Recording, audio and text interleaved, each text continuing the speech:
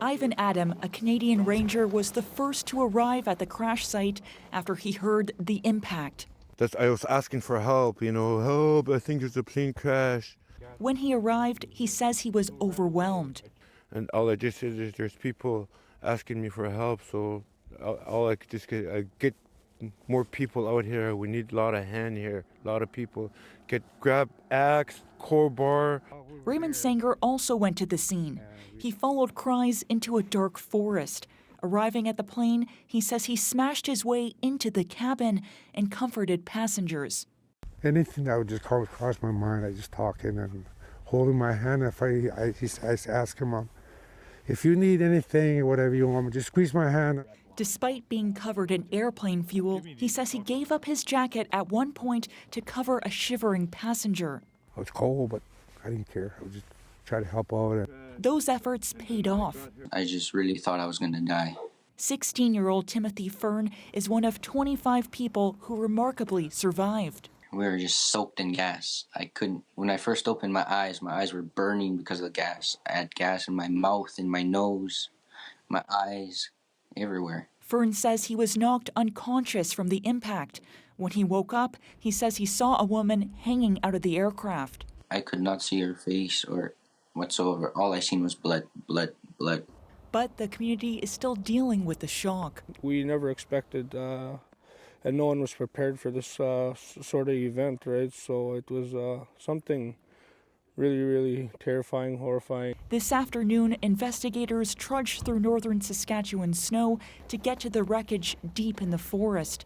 They have many questions. At the equipment, the aircraft, the operation of the aircraft, the operator, examining the wreckage, looking at weather conditions, examining the maintenance of the aircraft, and any other relevant information that is available. In this small, tight-knit community, they can't get past the yellow tape now, but these residents are anxious to hear when it will be safe to fly again. Olivia Stefanovic, CBC News, Regina. And in that story, we heard from that young survivor, Timothy Fern, describing on CBC News Network what happened. Let's hear some more of that. When we first took off, that was the highest we reached. And I kept looking out the window. I just had some weird feeling that my uncle, Arson Fern, knew something was wrong right away. He said he had a feeling that a few minutes later, it just all happened under 3 minutes tops. Before the engine cut, he yelled out, and then the first engine cut, then the second engine cut, and then we hit the ground.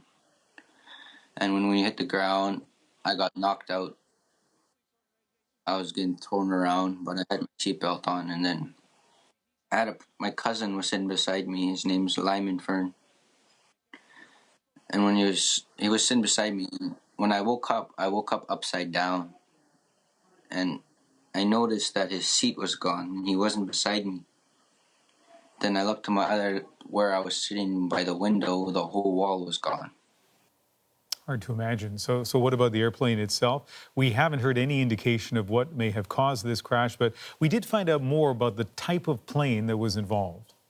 The European-made ATR-42 is a popular short-haul twin-engine turboprop used around the world. But there have been dozens of recorded incidents, including at least 10 fatal crashes in the plane's 30-plus-year history. The deadliest, killing 54 people in Western New Guinea just 2 years ago. And extreme cold has been a factor in some cases.